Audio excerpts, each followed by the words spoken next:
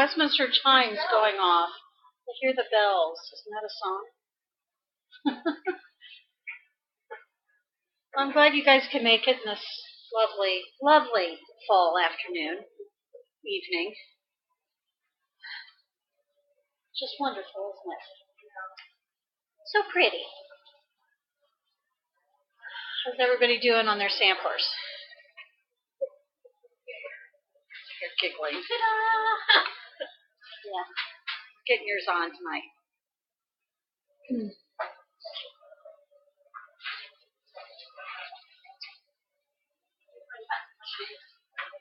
I have needles. Stop putting the needles on the floor because Romeo finds them. You got one? Okay. Yeah, while I'm passing this stuff around, you can thread your needles up for the stitches. Let's see. Take one of those and pass it.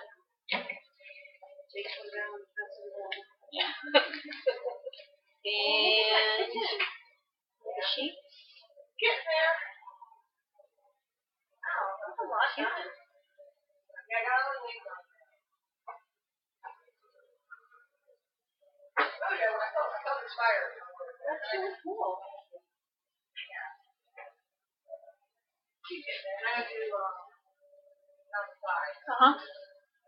Cool.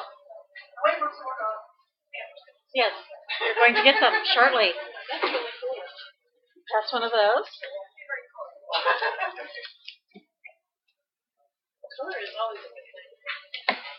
Take two of each of those. Yeah, well, can I have that so I know what I'm doing? Sure. Yes, I won't.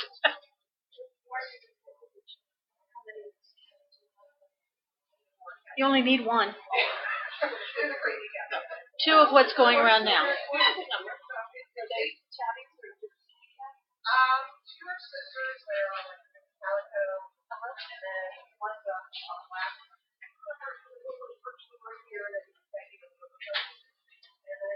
I see another one that I can't. Oh, cool. Very big, fluffy. Big and fluffy right now.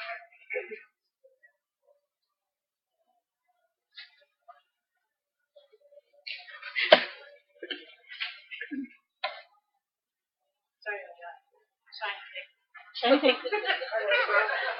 We're going to start with Laura's needle roll and mini sampler from Sue Staley. This one.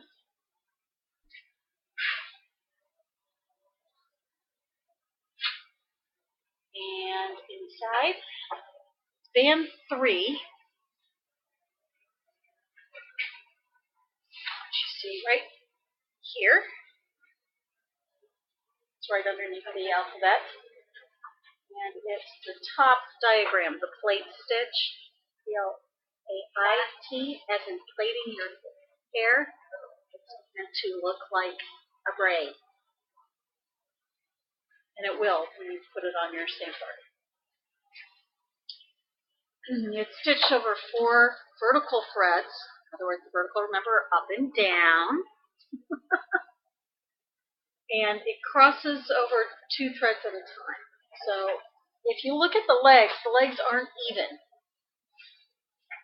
In other words, where you're going to start on your row is 2 threads in from the outside edge on the bottom. 1 to 2 goes from bottom right to upper left, up 4 threads over 2 threads. Drop all the way back down. 3 is up from lower right to upper left, and it's, lower left to upper right. See, I'm doing it backwards. Over 4 threads, high and wide. Each of the first legs are just 2 threads wide. Each of the second legs are 4 threads wide. Okay. In other words, if you look up here, I'm going to do it on this board after I thread my needle. So I'll talk a minute while I'm threading the needle. You can do this with 1 or 2 ply. You're going to get different looks to it depending on which you use. 2 ply is going to make it a lot more textural. And it does look like you're braiding something even though you're only using 2 steps to it. Pardon me. Didn't do this, but if you do use more than one ply, you're going to want to lay your stitches. In other words, you want to make sure that they are parallel to each other and not twisted. Okay? Because that's going to help cover it. It's going to look a lot better. And you can either do that railroading where you stick the needle in between and you pull it through, or you can use a laying tool. Just make sure every once in a while you drop your needle, not off the thread, but drop it down and let it spin and untwist your threads. You can work with one. It's just easy. Yeah. And you don't want to pull your thread. This is not a pulled thread stitch. Okay, so what I'm going to do to start is you're going to count over from your outside edge 2, 1, 2. And you're going to count up 4, 2, 3, 4, over 2. That's the first stitch. First leg, I should say. Straight down. It's 2 threads over from your right. And this one, if it's easier to count it this way, count from here and go 1, 2, 3, 4. Especially when you're doing it as you go along. You're going to have more stitches up there, so it'll be easier to count.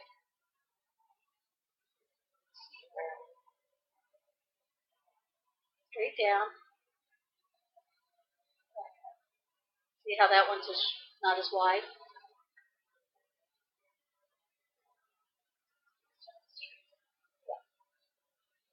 So your back, you get one more in. One more whole one in. And then I'll flip the board around so you can see what it looks like from the back.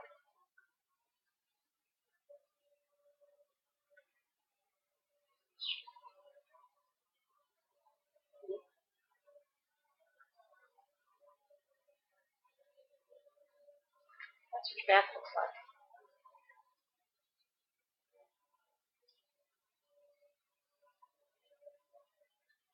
I'm ready to try it. Look at the look at the diagrams because that will really help you.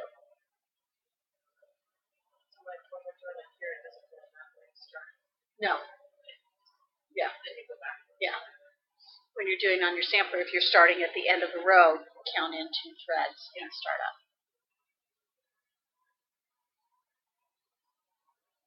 I like using hand dye, nice and tight. The color variation shows up really well going across. Monochromatics are fine with it too. It becomes more texture, less color that way. And by monochromatic, I don't mean like a neutral tone. I mean anything that is a single color, that doesn't go light and dark, that doesn't change color. Mono meaning one, and chromatic is color.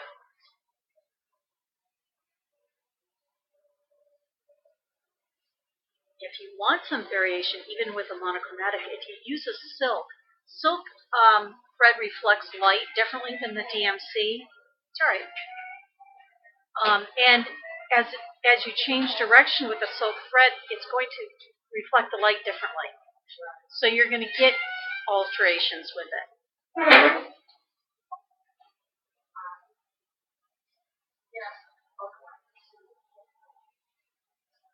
It's all right. Yeah, if you start to notice you're tugging, giving an extra tug on your thread when you pull it up, it's a bad habit. I have it too. We're really not supposed to give that little extra tug. Maureen Appleton of Heart's Content would just yell at all of us. Because it pulls the hole open. That's what it does. That's why you start seeing through to the back.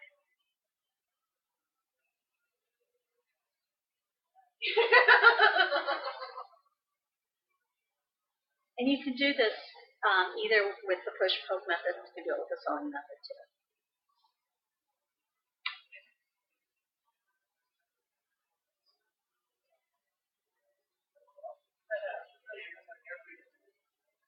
So, yeah, you back up one, but this one is over 2 more.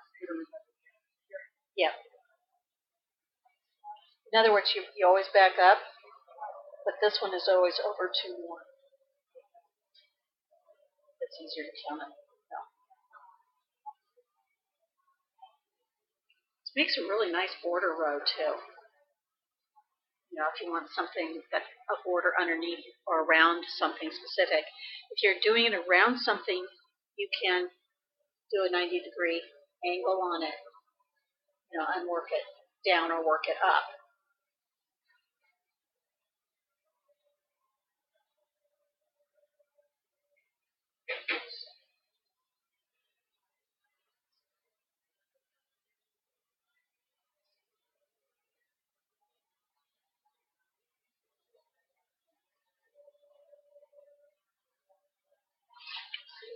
Sure. Jail sure used to hold the top and the third row in her design, and also the bottom row. Bottom row, she did a compensating stitch. Do you know what I mean by compensating stitch? Extra. It would be an extra stitch. What it would be on this one would be a stitch from here to here. That makes it look like it's filled in. And sometimes you get, particularly when we do one of the other stitches, the satin stitch heart, if you get to the end of the row and you have a partial heart to do, that would be a compensating, because you're compensating for the amount you have left in the space. I need another word, don't I?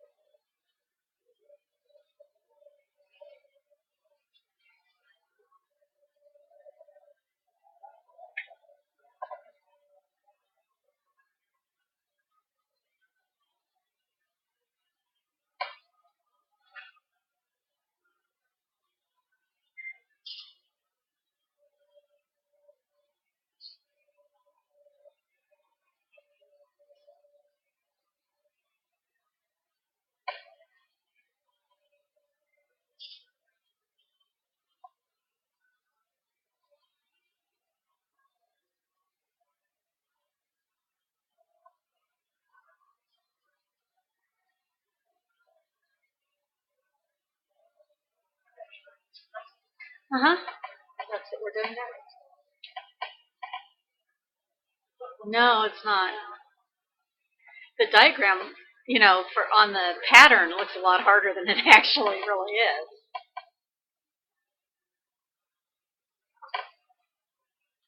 Except her diagram's wrong, so I have to explain. Mm-hmm. There's one wrong in each pattern this time, I noticed. Because it's not possible to do that. I know.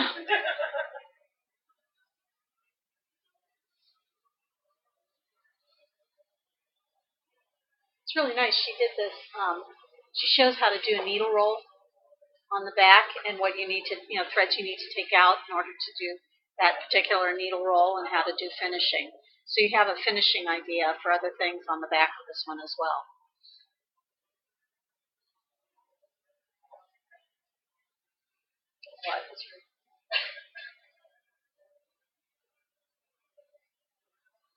Although the DMC flower thread isn't available, we can still get you, we can exchange it for another Ginny Thompson flower thread. Yeah. Well, she does use hand-dyed in it. It was Needle Necessities, so that one's not here anymore either. Yeah, let's see. The pattern is 1995. The pattern itself is 17 years old, sort of like us, the shop.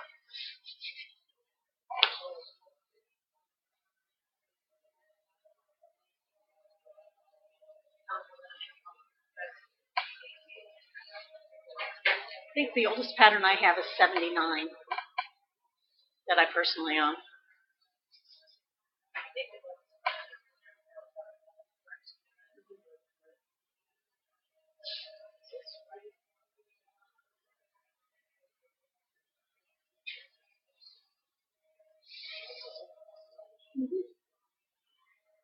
Are we doing okay with that one? Got a couple in?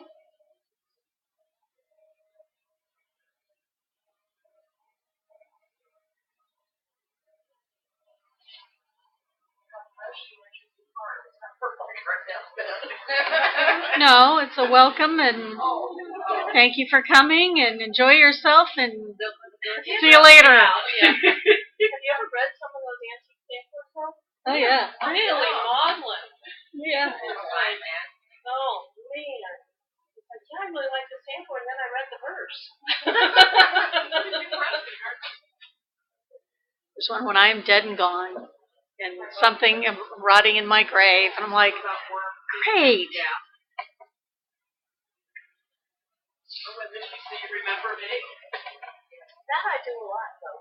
Because that's not so bad. my dad used to find little handworks, and they were sailors' valentines. So it was actually the sailors would be at sea and bring it home for their wives. And then they would have that for when they go back. So did they buy home? They weren't from China. No, they were actually handmade on the boats. Well, they need that. Yeah, they were. See, that's what I was thinking. No, that was actually it was never meant to be a what you have. Yeah, it's kind of like the heart and hand. Sorry. It's all right. Points. Okay, the Chinese cross stitch. I still have yet to ask her why it's called that, but is used in this whole section down here. Now, what you're seeing are several rows of the same stitch. On my sampler, I did 3 rows. You can do 1 row. We'll take a break and look at my sampler as well. You'll see it in the 3rd diagram. What you'll notice is that it is over 6 threads wide and 4 threads high for each part of the stitch. So 1 to 2, where it says 5, or 1 is 6 threads wide. If you do it so that where you see this number 5 with the arrow up, that's the top of your row, you're going to have to count down 4 threads to start your row. Number 1. Okay, because it's about another stitch lower. So anyway, 1 is 6 threads wide, 2 is 4 threads high, and so is 3.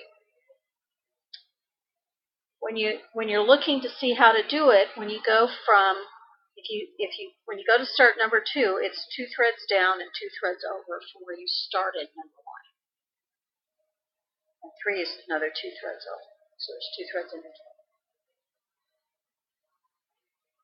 Okay, you can't do 4 because you went down in that hole from number 3. So you're actually going to have to work 4 the other direction. So that, come back. yeah. Yeah. So the one that you do that's adjusted upwards, the cross that's adjusted upwards, is always going to go that other way. 5 and 6 both work up so that you can drop down for number 7 at the bottom of number 6 to go across. So those are joined. They're sharing holes. Now, I know that this is not wide enough to do more than 1.5 sets, but I'll show you how to do it.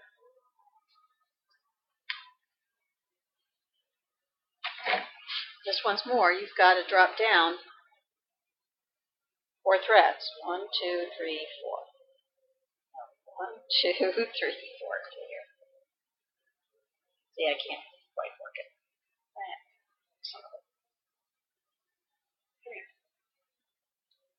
You count across 6. 1, 2, 3, 4, 5. So you never include I don't when I count holes. There's 6 threads underneath, so you can count threads if that's the easiest way to do it. Silly needles. I'm going to go up 4, 2.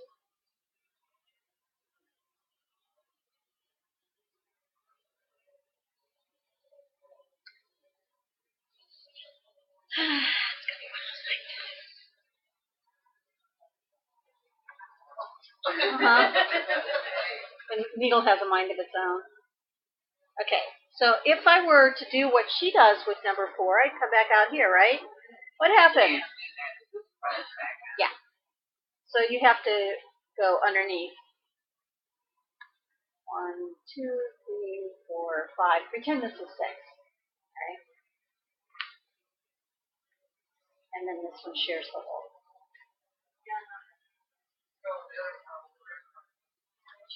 Sorry.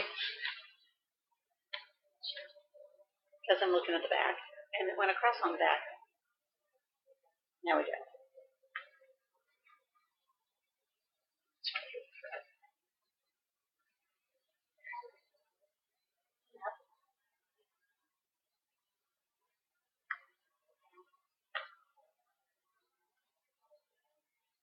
It's going pretty fast once you start it.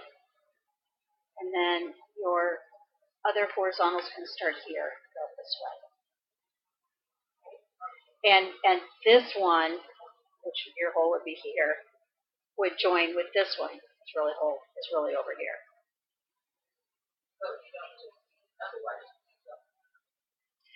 Yeah, I don't go up like a ladder. You're going across. It's up and down and up and down, just like you see in the diagram, the little diagram. Now, what they're doing with this part is the next row was a different color, and it starts another 2 threads down and goes up and down underneath it. Let me pass around my sampler because you can see it a lot better on my sampler. Because I use different colors. It is this section right here. I use a brown, a mint green, and a brown. I'll put that in front of the camera in a minute.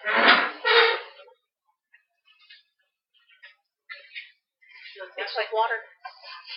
So it's actually easier if you do different colors. You could start light and go to dark, or dark and go to light, or you can just play with different colors in a row. I suggest using, like, if you're going to do 3 rows or more, and I do 1 row, I do odd number rows if I do it, rather than just 2 or 4. You can use a couple of them hand-dyed and put a solid in between, because that way it helps stabilize it a little bit. If it's all hand dyes, it gets a little more jumbled.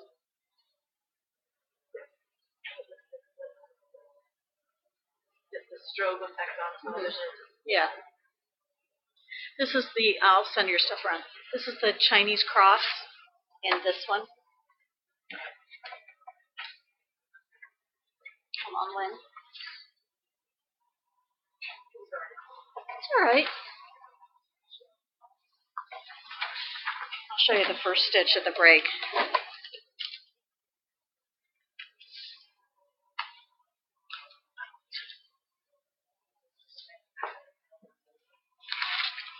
It's all Lynn's.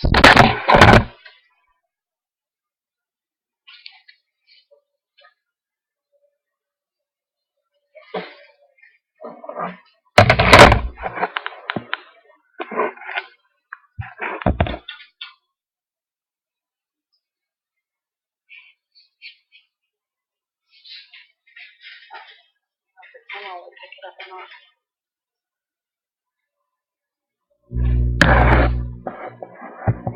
All right.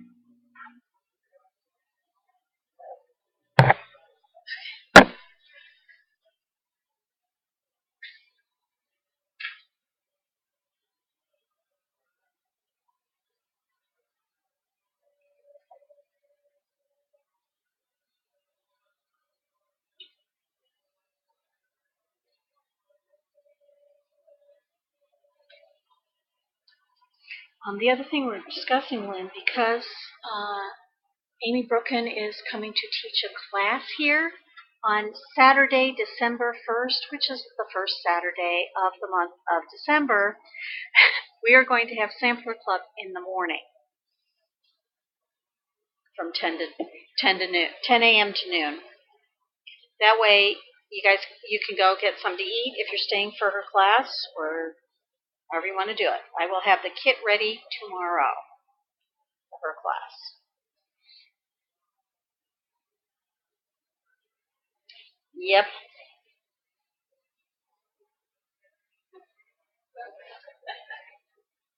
Yes, I will have them there too. We started with the Laura's Needle Roll book, and we started with the plate stitch, which is the first diagram up top. The first leg is you count in 2 threads from your outside edge, and it's up 4 over 2, back towards the outside of your. The second leg is over 4 threads, so up, and it's always that way. It's called plate because it kind of looks like you're braiding or plating.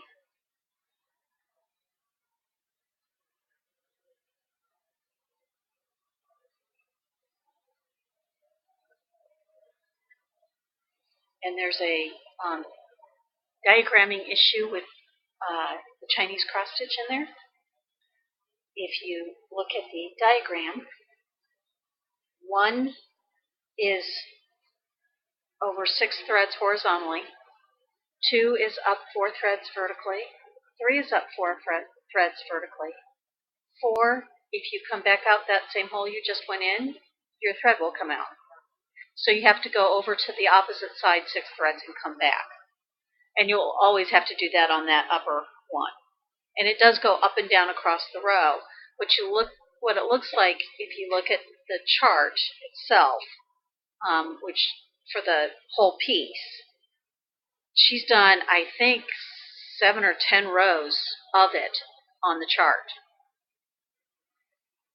Yeah, your finger's almost on it. It's on the bottom part of the row. It's that whole thing.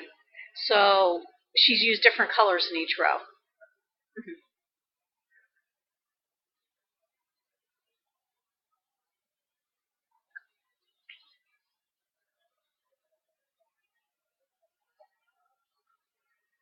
We may come back to this book because I've never had you guys in any of the sampler clubs that I can remember take threads out of your sampler and reweave.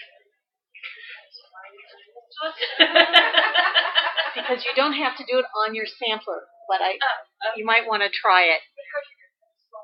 Yes, you can fix things. If you cut a thread by accident, it can be fixed. It's tedious, but it can be fixed.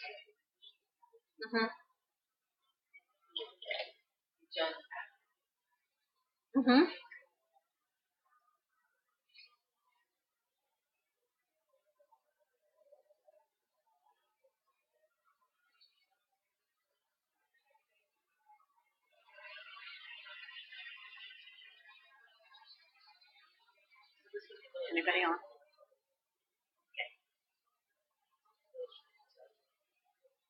No.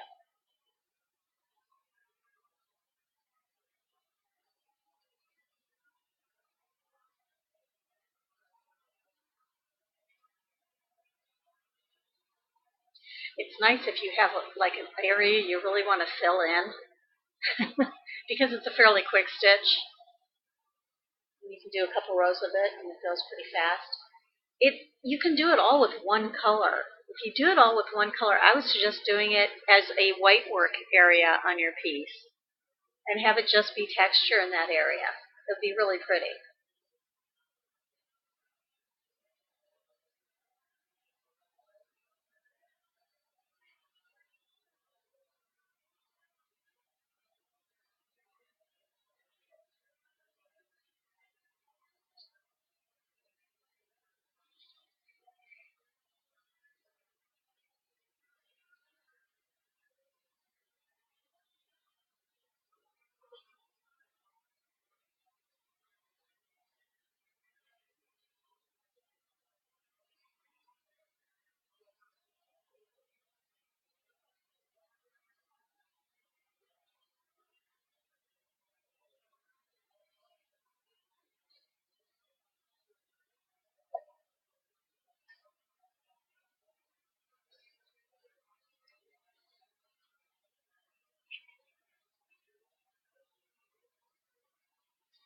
I never asked, did everybody figure out what their dominant colors or their color palette in general is going to be? Is anybody still having major issues? You're not having major issues.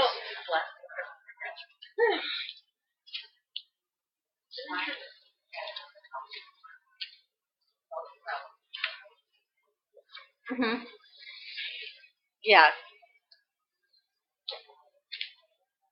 So you're adding in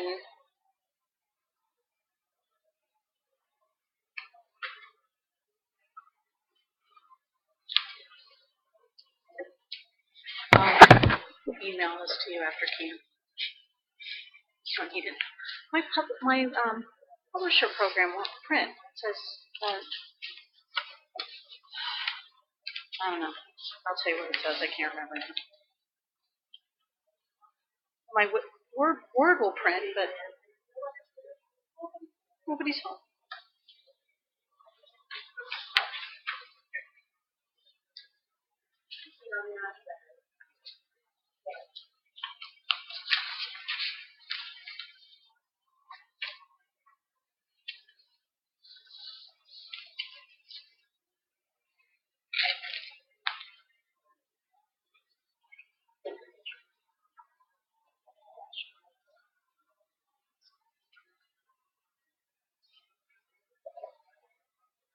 Oh, I got cookies and things to send them to. What do I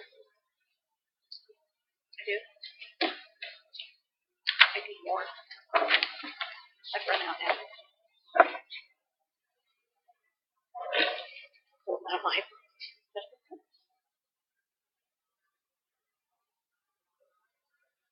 Three.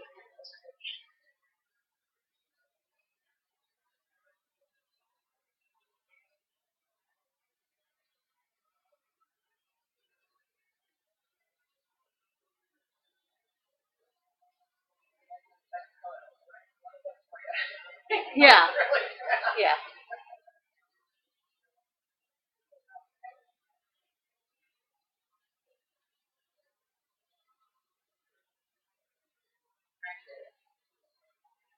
Mhm. Yeah. Yeah. It'll help pull the color around in different areas.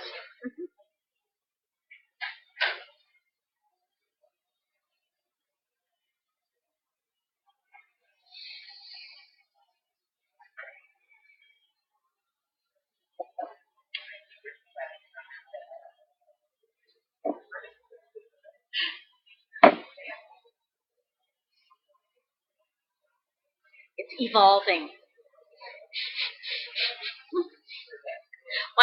That's the way my first sampler was, my fruit sampler. There's things in it that changed, but I tried to kind of see how it was going. But I didn't know what I was doing when I started mine. I didn't even block areas off.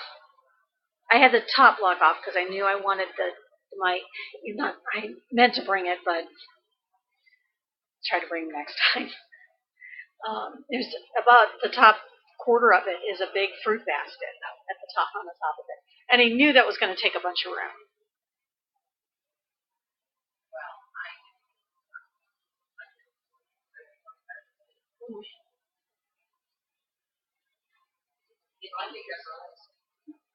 I didn't even think about planning it out, so I thought,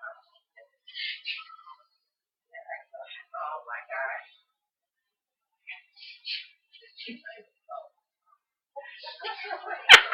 Really?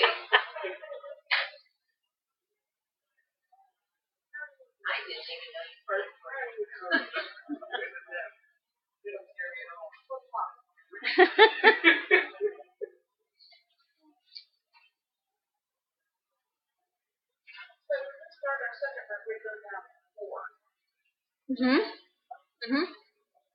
From that outside one.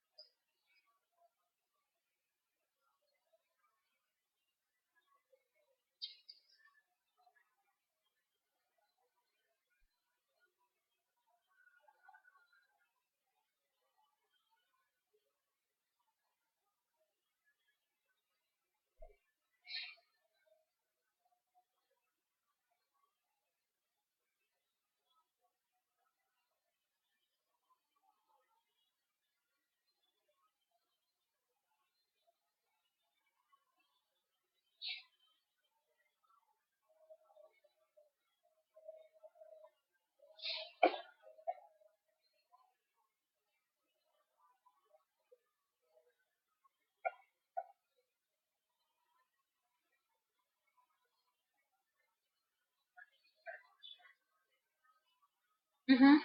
Gives you not so much counting involved.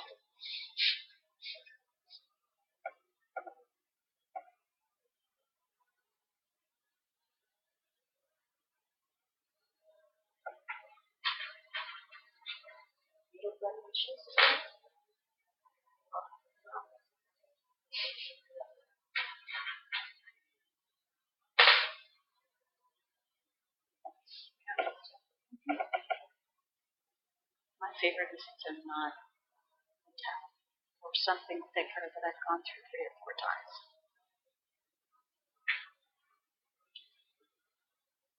I've made more stitch bags. There's fall, Halloween, Thanksgiving, and Christmas new stitch bags, and a couple new generic ones out front. A plug for that. There's a lot of new Christmas because I like the Christmas fabrics. Made myself stop.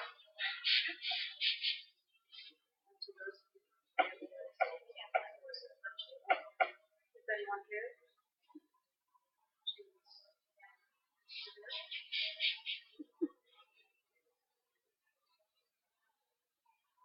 Did you ever ask Amy if she was sending a collection of her camp?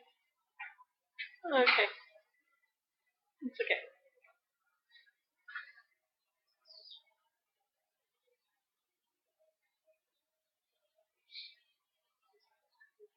Oh, that's right.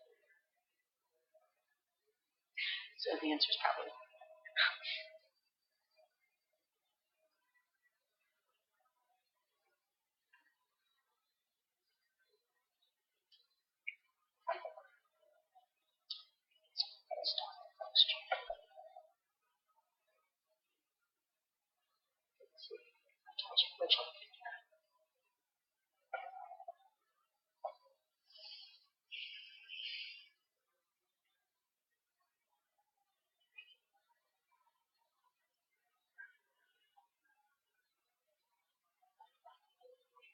I know. It's fun. We haven't traded yet because we want you guys to see them. We'll have to go out and get them and bring them in so you guys can see what that's all about.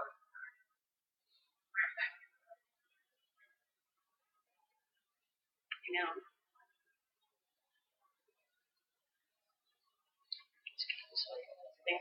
Thanks for trading cards down.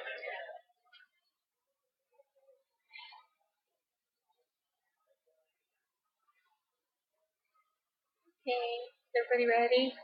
Move on in a minute. Sure you have long enough thread for the next one? Long enough?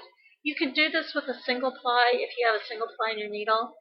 If you're doing it with a DMC or a floss satin stitching, I would say 2 to 3 ply. 3 being it's going to cover better. Silk usually 2 ply will cover. But for our purposes of learning the stitch, you can do it with a single ply as well.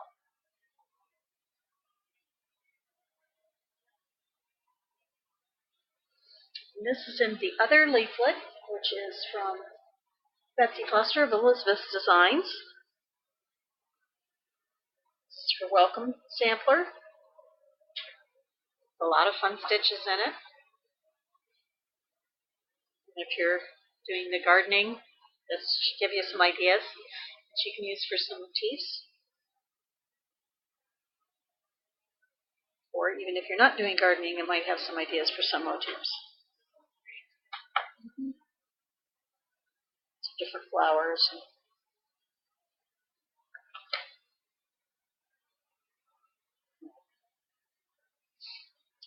The one that we're going to do is on the 4th page. It's the satin stitch heart. I just chose it, as an example of satin stitching, because I want to kind of go through and how that works. With satin stitching, you notice in the diagram, it's numbered at the top, and the arrows all work down. In other words, you're going all the way around on the back. The back is almost the same pattern as on the front. The back is going to be a slight diagonal, though, because you're going over one thread. There's only one thread between each stitch, each leg of the stitch. This is a big stitch, but in terms of what you're doing, because it's, let's see, this goes on the back too. I knew it was going to be one I had to turn over. It's 12 threads high and 12 threads wide by the time you get done. If you are starting from another row or from the outside border, you actually start 2 threads down in your row, because that outside stitch is 2 threads lower than the top of the heart. So what you do is you come up at 1, and there's 4 threads underneath 1. 2, you come up 1 more thread and go down higher. Go down 1 thread lower. 3 again is 1 thread higher than 2 and 1 thread lower than 2. Kind of follow the pattern. You notice that after 3 there's 2 more stitches at the same height, but they go 1 thread lower at each leg. And then you work down. Kind of try to follow the diagram as you go. The important part with satin stitching is you want your threads to lay parallel and flat. So if you're using more than one ply, you definitely want to railroad your stitches or use a laying tool with them. Because if you get twists, it's not going to cover the fabric as well. The other thing, and there's nothing wrong with it, it happens.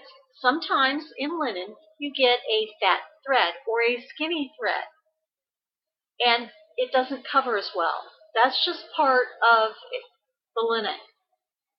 So leave it as is. Sometimes it just doesn't cover as well.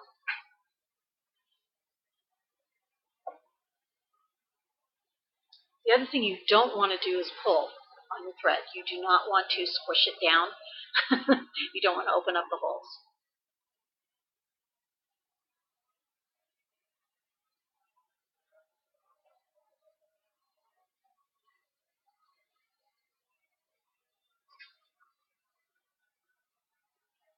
Silk fiber, you're going to get a lot of sheen on it with the satin stitch. It's very pretty. In fact, I use a silk hand-dyed on mine. I'll pass it around again later.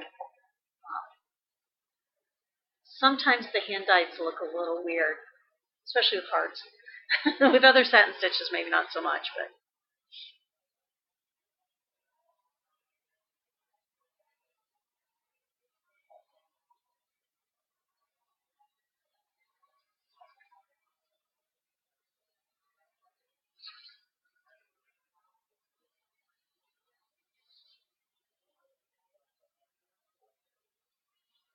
and on this, I would recommend leaving at least 2 threads between each heart.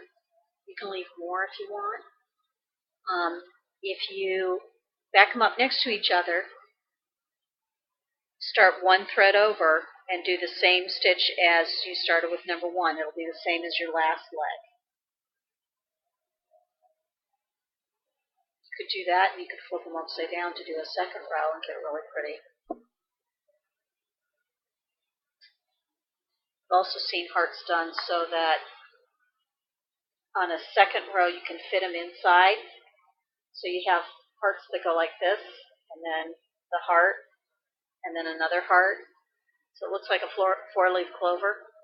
It'd be pretty big, but you can certainly do that. You use it as a second motif. I've seen them done then where they put a bead in the center, created a flower out of it.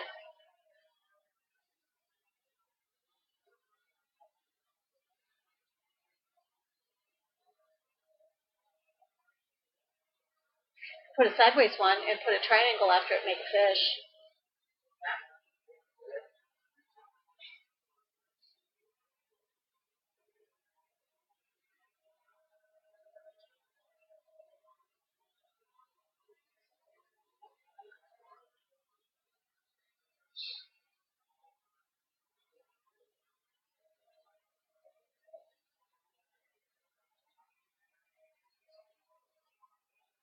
And don't forget, if you're going to put a saying or something on, look through all the different leaflets that you get for alphabets.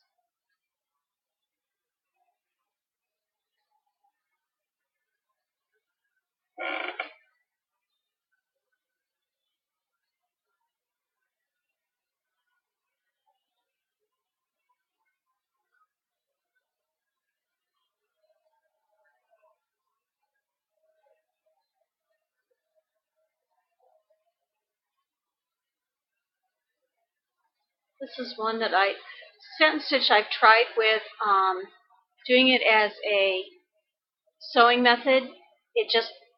I always pull too much. It's much better if you do it as push poke.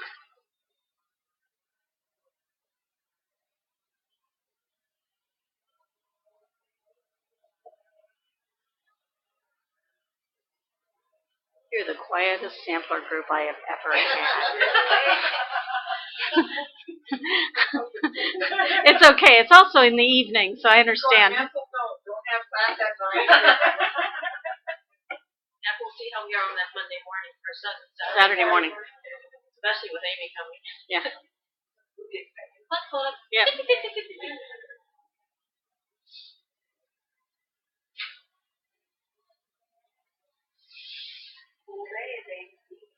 I think we need to record it. I do. No, Amy's class. I feel like we need to record it.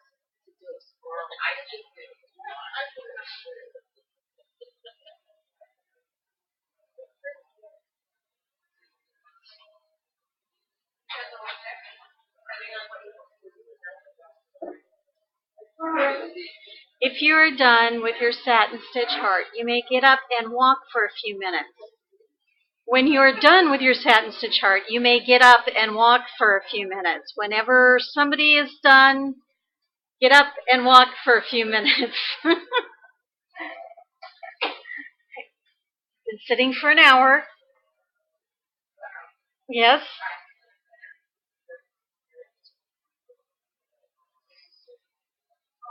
Crack, crack, crack, crack.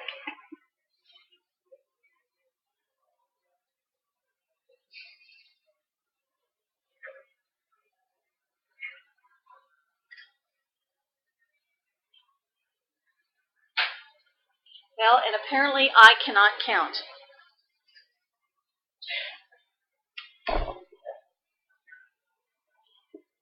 This thing is only supposed to have 3 stitches between here and here. There's way more than 3 stitches between those two.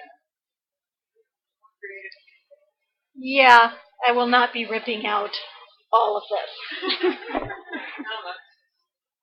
So I'm going to play with it and see what I may end up doing, just doing the rows all the way across and back. Or I may put a stitch in each section.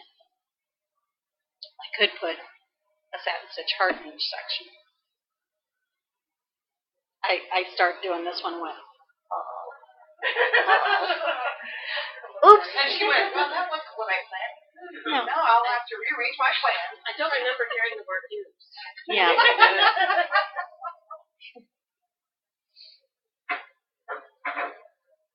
But I did my hearts in the silk with a hand dyed. And then the brown one is in the plate stitch.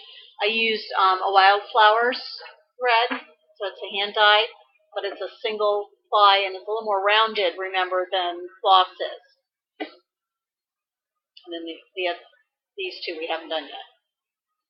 That's coming up next.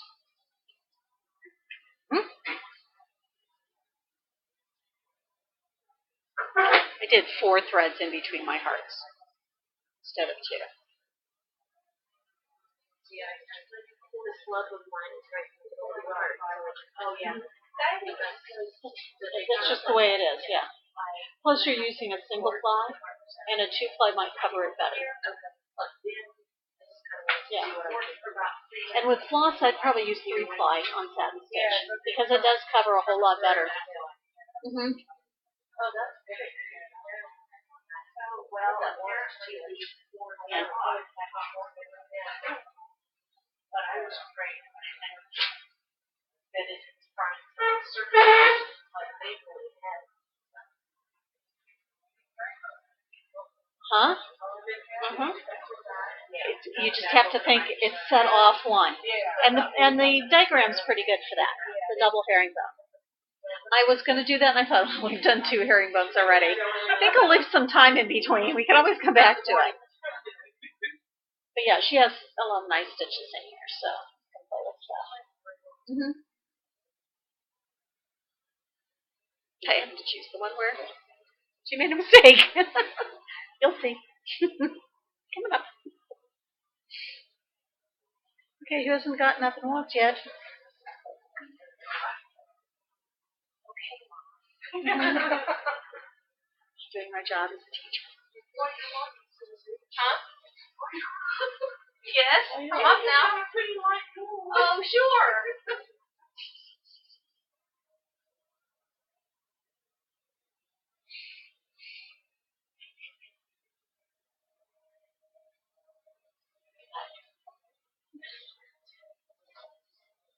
Shepherd's bush kit.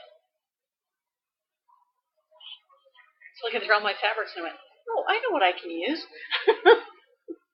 I need a little extra bling around the outside edge, but Okay.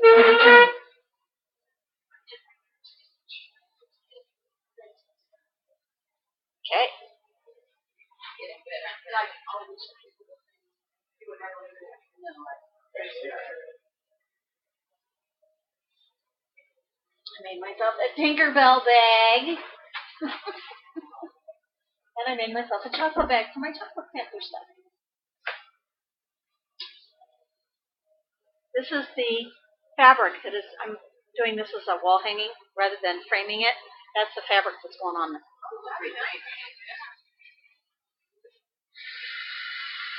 Hence my color palette.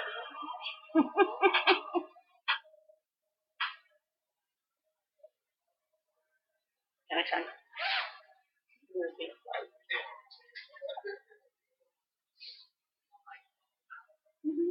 It was in the juvenile fabric. I'm like, oh, cute.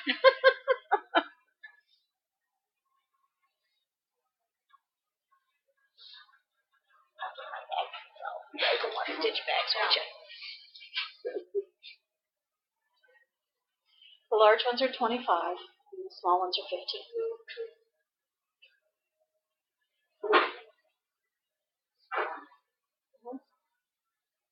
Some cute Christmas ones, and I can make a small bag in the same fabric. I just haven't had a chance to do it. Or I can do it in a different fabric.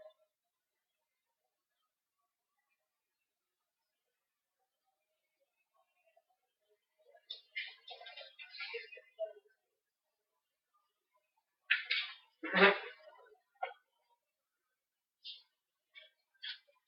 it snowing yet?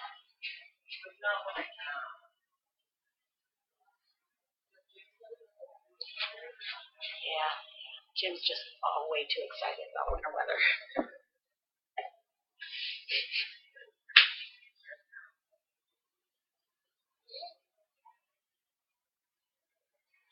Well, most of us keep it way too hot, so somewhere in between is good. You gotta kill some of those summer germs off. Yeah, if you bought sweaters, you gotta wear them. I'm so sick of all my sweaters. I just don't even want to wear them this year. Thank you. Thank you. Thanks. Changed everything. I sent a picture to my niece, the one out in Colorado. I said, so can I go as a nerd for Halloween? She says, no. I need my pens. My pen pocket, yeah. My dad was definitely a nerd. He's a physicist.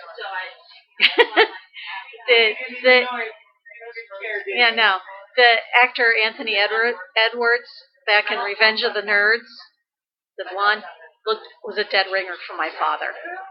And that. Could have put those two pictures together, my dad in college and him in college.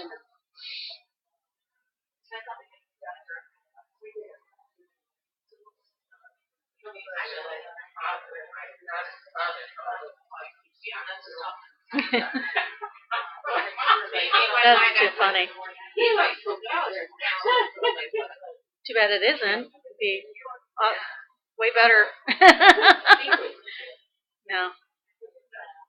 I had friends who lived down the street from me when I was growing up over in Granville, and they all played violin. And one of them went on and studied with Itzhak Perlman. Yeah, he was really good. So, and last I heard, he wasn't playing for Boston. I can't remember who he was playing for, but yeah, you know.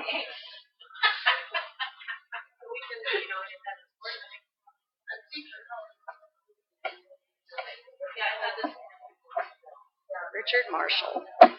He's 2 years older than me.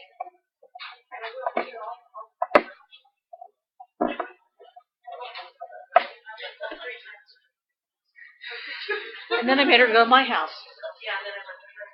Okay. Let's see.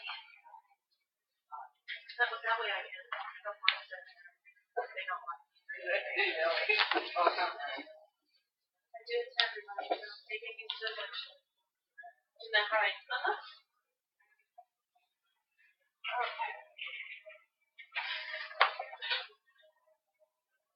Next stitch is the Algerian eyelet. And it is in the welcome sampler where you see part 3 it's on the page next to it. To the bottom. It's actually where it says step 5, the black work row, which teaches you how to do black work. But the diagram for the Algerian eyelet is here. This one is 8 threads high and 8 threads wide, so it's a bigger stitch.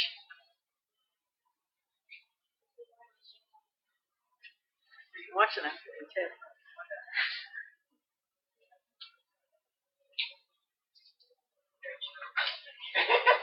And what you'll notice is you're working all of your legs of the stitch from the outside, coming up at the outside and going down into the same center hole. Right? It is a pulled stitch.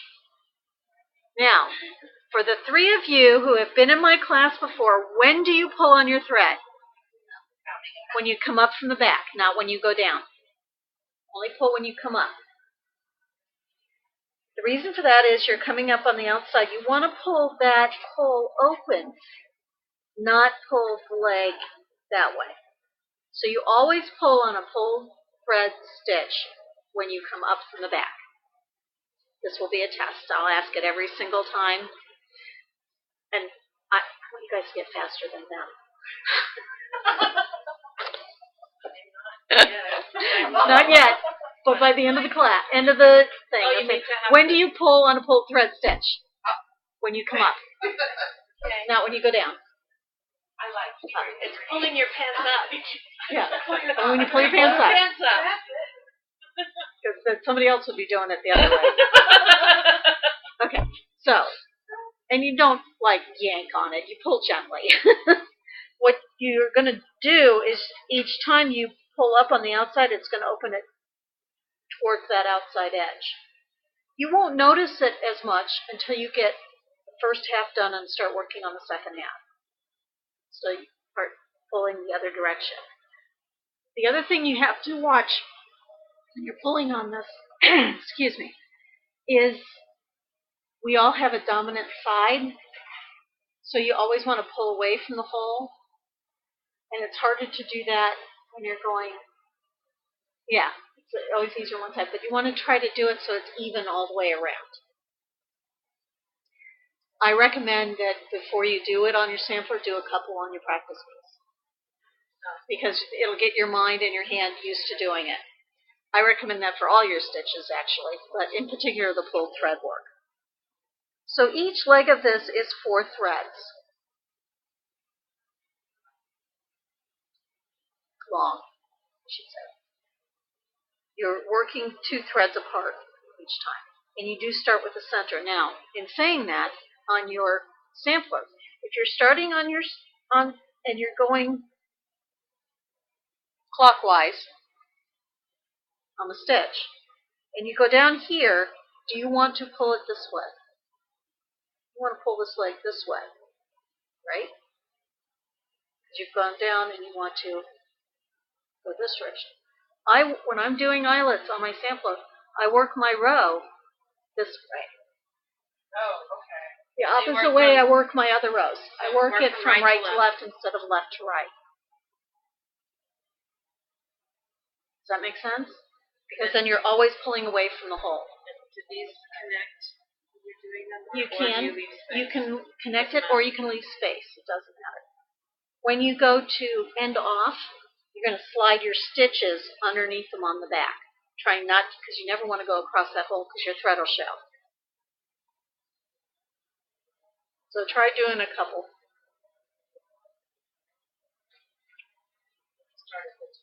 I start at the top.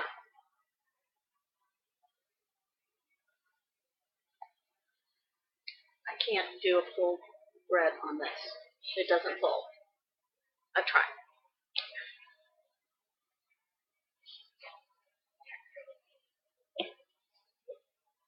I keep trying to get her to do a square board, but she won't.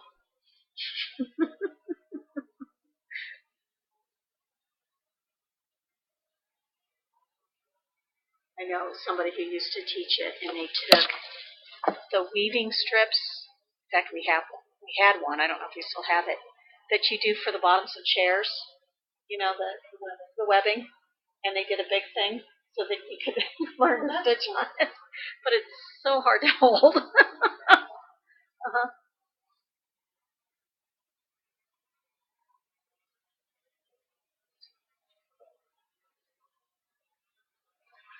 Plus, the needle and thread you need for that are just incredibly huge.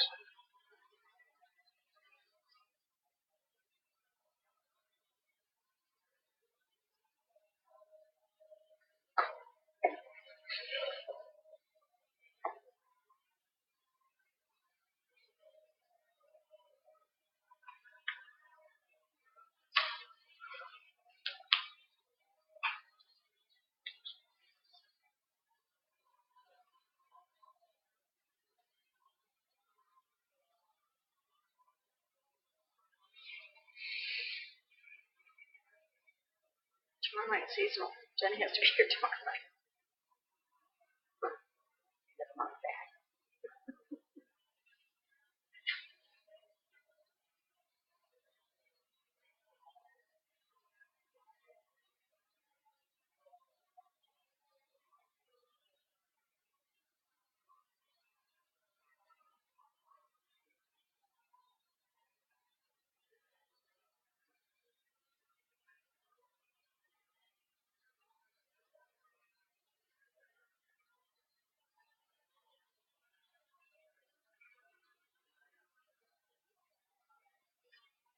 I should take that polar bear out and stick him in the middle of the Halloween window.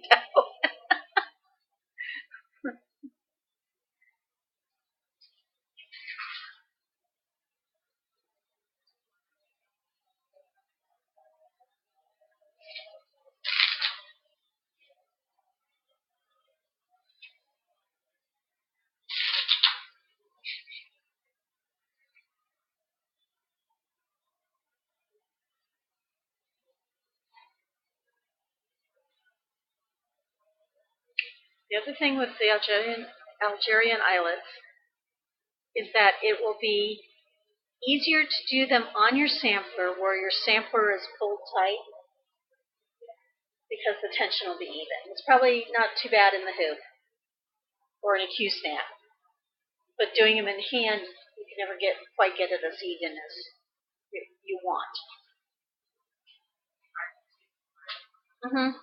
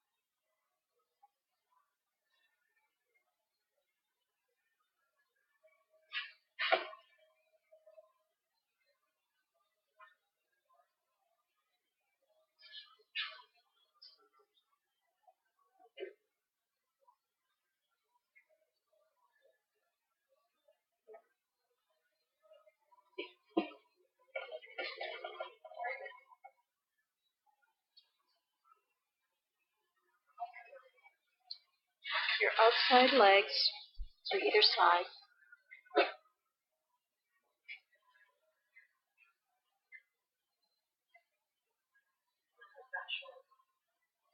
Your middle one at the bottom, you didn't do in the middle. See how there's 5 legs on each side. You have 4 along the bottom. Your outsides are not sure you're seeing it as well.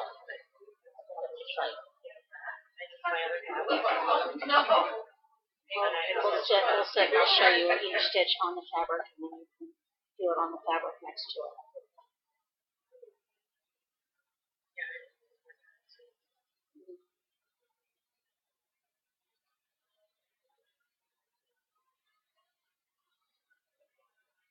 Put your tension straight when you open.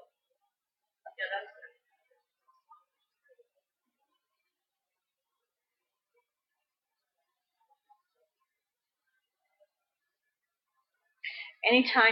Pretty much anytime you see the word eyelet in a thing, that means you're doing this kind of stitch. You're doing a pulled stitch.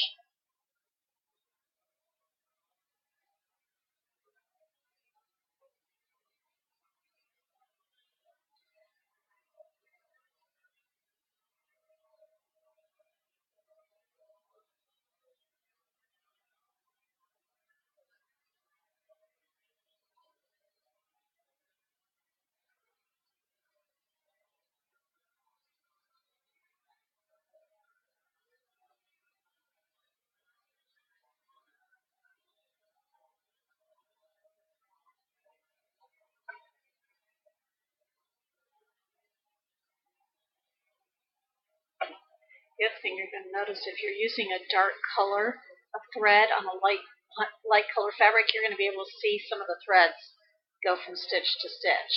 So you have to think about that and what colors you're going to use if you are leaving areas open in between. Nice thing with this one is you could do a large rice stitch or a large Smyrna in between each one. So you could alternate your stitches in a row. Just don't cross through over the hole behind.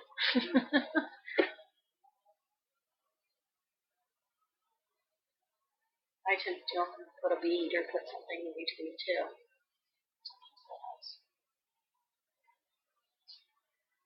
That's not on mine. I left a hole in between, but I did mine monochromatic. So probably put these in. Yeah. Sweaters.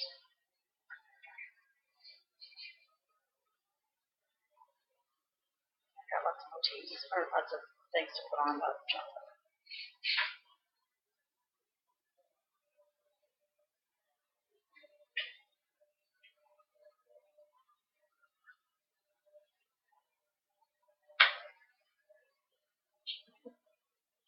Is it a net or a floater?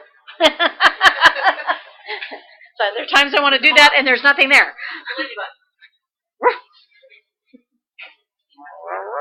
Yes, he is. He has not been able to go to the park. It's a little while.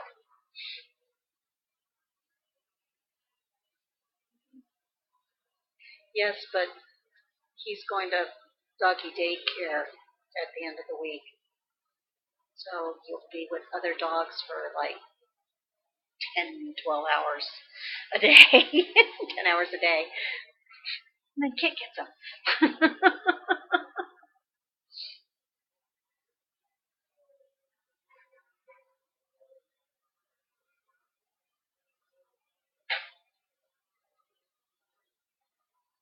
Did not like me sewing yesterday. He kept coming over and he didn't want to go outside.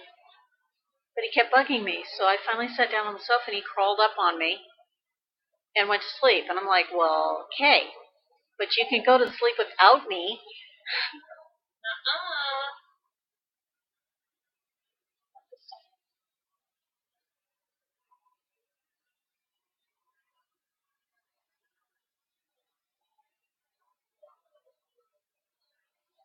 Got a full coat.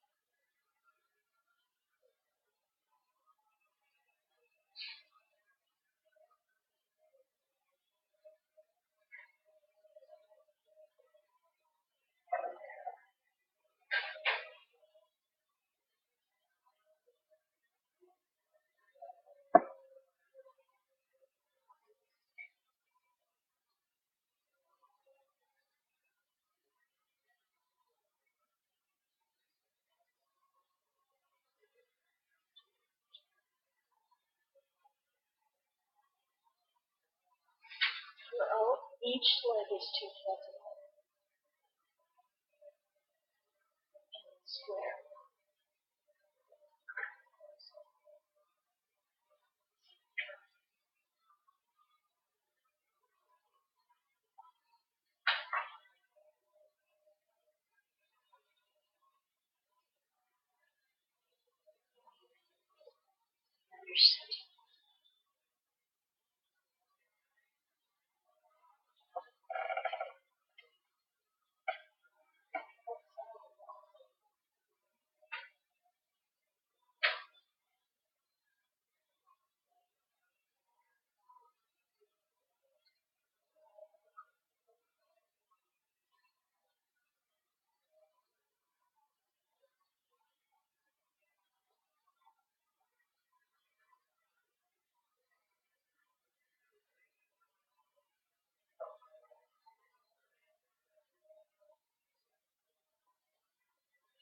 Do a half one.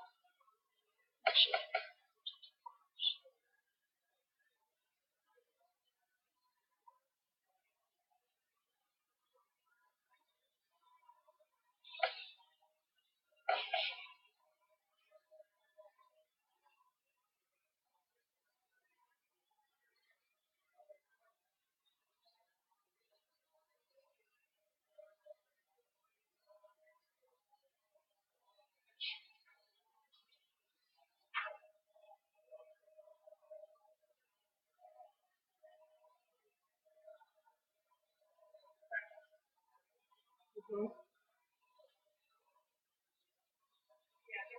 It's a bigger one than you usually do, too.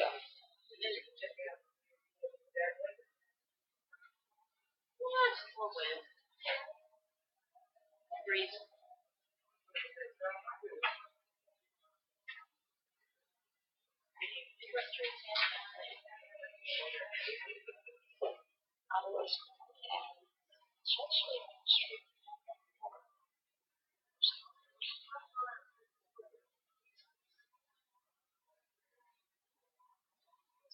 East northeast. Holmes County.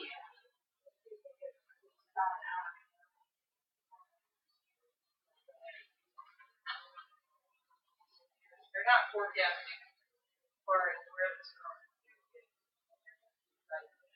We're just going to get the edge and the wind because it's going to go. There's no icing. And that won't be till Friday, so it'll be different on Friday than it is tomorrow. Well, the forecast is It's Ohio. 55 degrees on Friday. Yeah. It'll be crappy on Wednesday when we're back in the cars. Crappy on Thursday while we're driving up.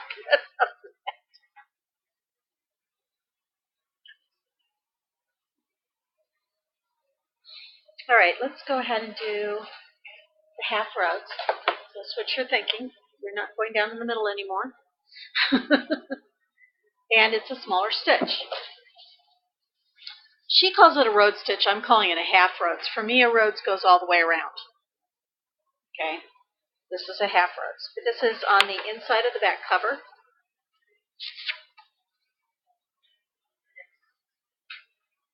This is really a half rhodes. Now, her numbering is correct. But if you look at the actual diagram, try to ignore the numbering, you'll see that these stitches, or her legs, with the way they show, is not correct. So kind of ignore that part. All right? It's over 4 threads high and 4 threads wide. So it's not a huge stitch. You start at the upper left. I have to turn around every time. Upper left to lower right over 4 threads. 4 wide, 4 high. Or down, I should say. And I'm going to do it on here. Let's do it so I show you. Upper left.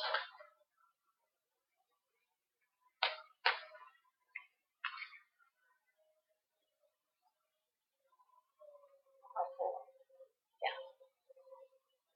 Okay. Go back up to the top. move over one thread.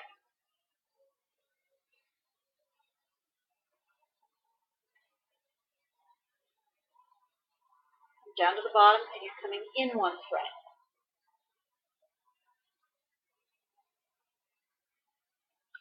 To the top, in one thread.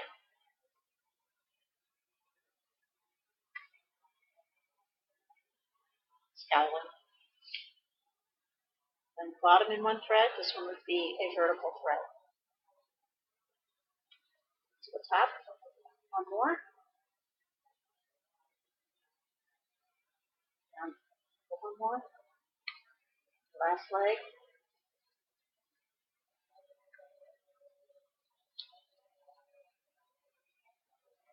Okay. Not a pulled stitch, so you don't want to pull tight on it. So basically, you're only moving one thread each time.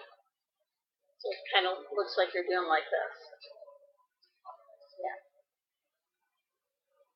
And on a full row, I would keep going. In this case, the next one will be here, going across.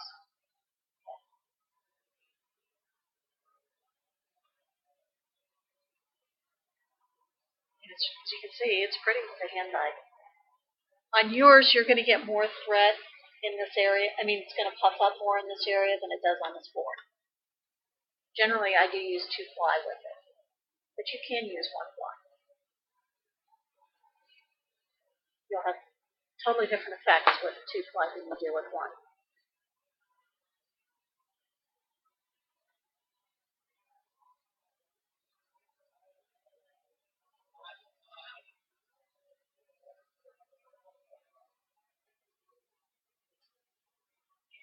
And on this case, on mine, I did it so that my next stitch started here. So I joined the stitches.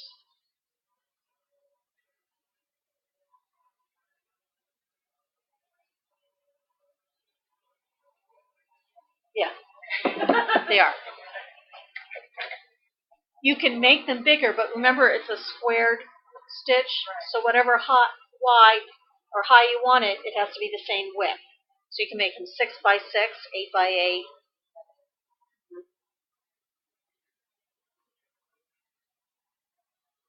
They have to be even numbers.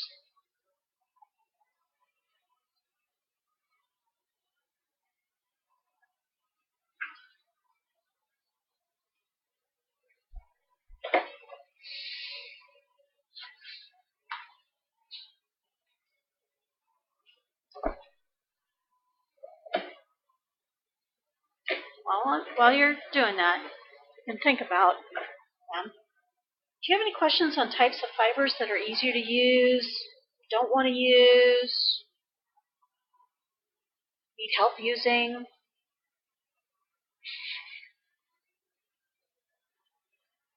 Okay. Think about it for next time. Sparkly wire.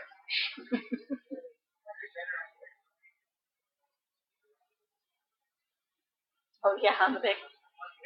Yeah.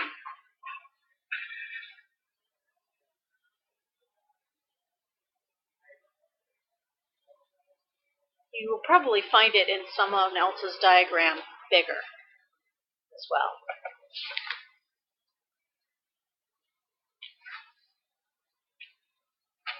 If you really get ambitious, and we might be doing it later, there's a Rhodes heart in that first pocket sampler daughter. Really pay attention to the numbering.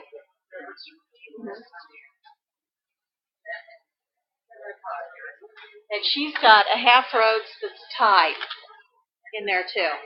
Which also, can you do that with a bead? Yes.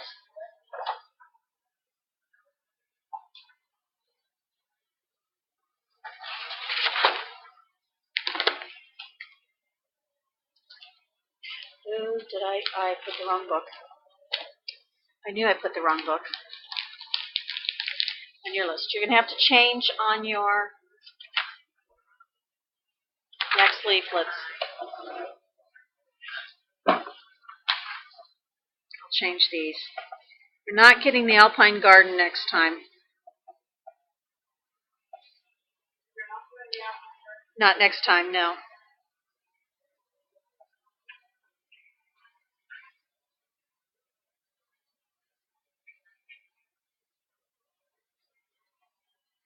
You're getting the Sweetheart Trees March. These, I probably get them because you might as well get the little heart with them in case you ever want to use the heart. There you go. It's March, Aquamarine, and Jonquil. It's from the Birthstone Sampler Collection, the monthly Birthstone Sampler Collection. I'll pass it around if you want to rewrite it on yours. We are doing the French Open Workbook from Shepherd's Bush next month. I can get it out of here. Can't really see it from here. It's an older leaflet, 1991. I'll pass that one around so you can see it.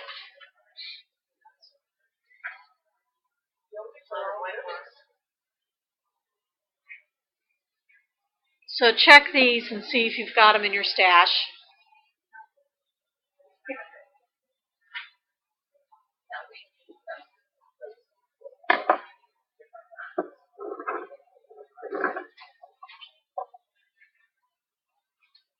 No, we did July. We might have done February.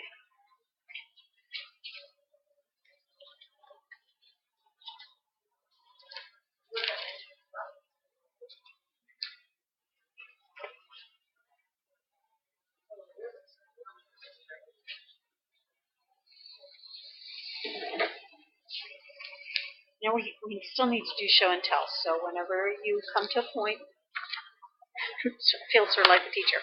Whenever you're done, put your stitching down.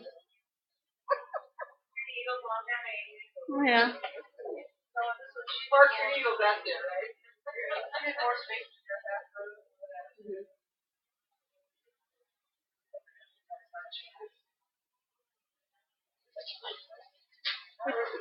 What does it say on it?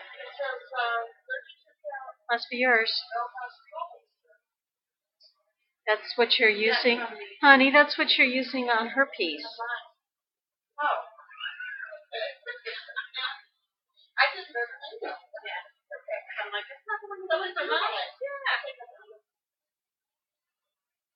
We will be doing the Alpine Garden, but it'll be in January. Yeah, we're going to stitch all of it.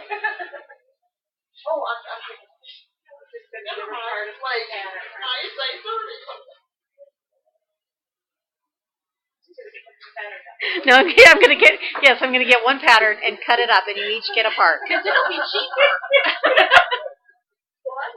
We had somebody else do that this week. Yeah, a gentleman came in with his wife, and he's like, well, I don't like that part.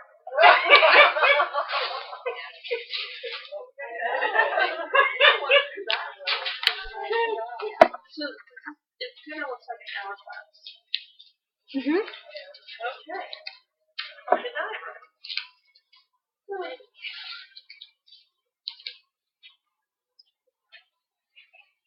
Okay, so you saw mine. You saw mine.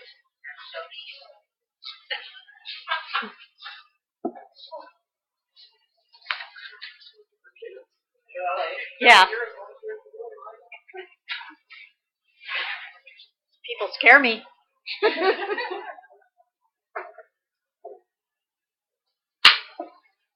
So can you unwrap it again? Yeah. Heidi? That's so cool. Heidi's kitties. Where's the kitties? Start with orange and more over as I go on.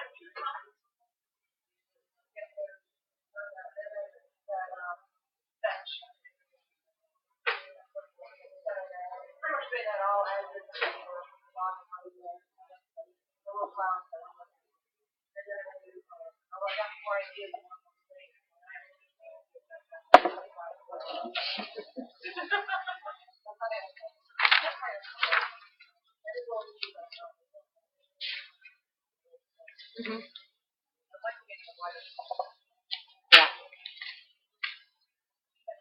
you're really going to like is when you have that motif and you're only doing this one. Yeah. It's going to go really fast.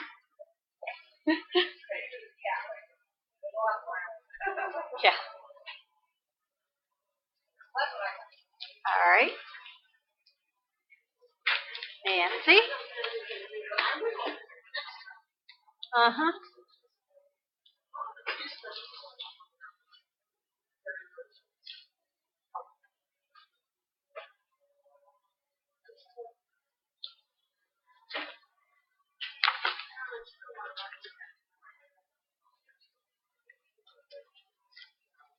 No, don't do that. We'll add some other bright colors in somewhere else, and it'll be fine. Yeah.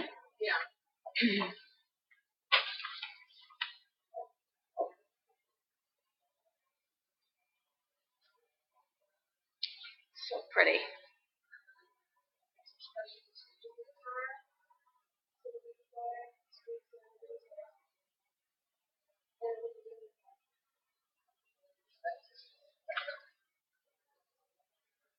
Very pretty. Mm-hmm.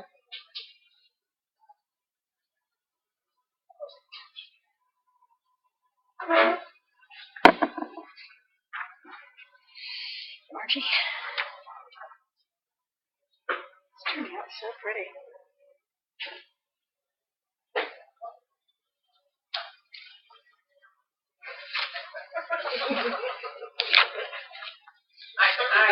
I'm starting music. Yeah, that helps.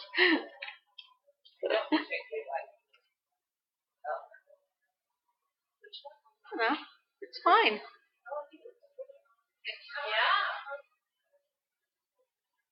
Yeah. Next time we're gonna hold them up and move them away from you, because then you see it really differently. Well, I think that's what I started seeing my shop. Mhm. One thing I thought was funny. I did like you guys do.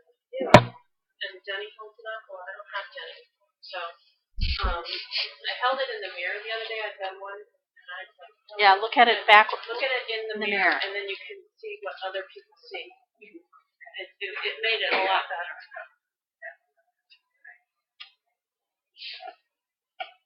Lynn?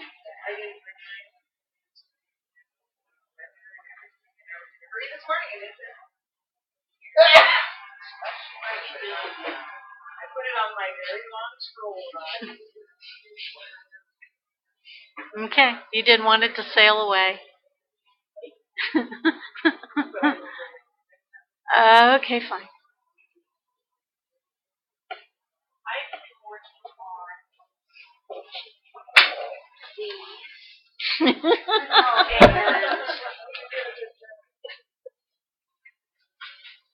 That camp. And Pam. So if I hold up my push-nail cutters, am I on the hook? Yeah. Womp womp. If I'm not on the hook, then you're not either. Sorry. Womp womp.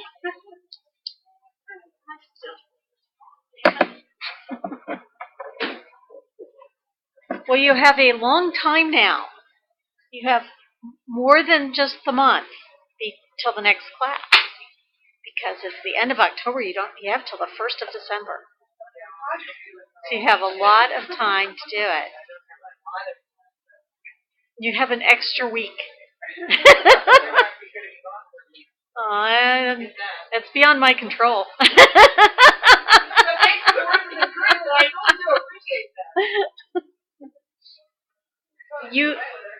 I have resolve. Emily can't say, oh, you brought my fabric. I'm sorry. Okay.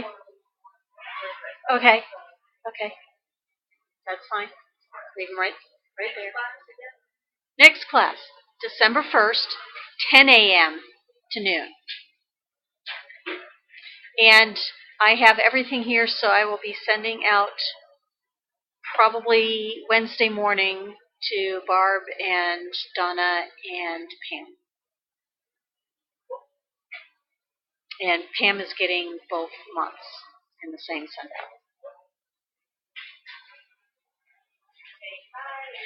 Bye, everybody. Bye, everybody. 10.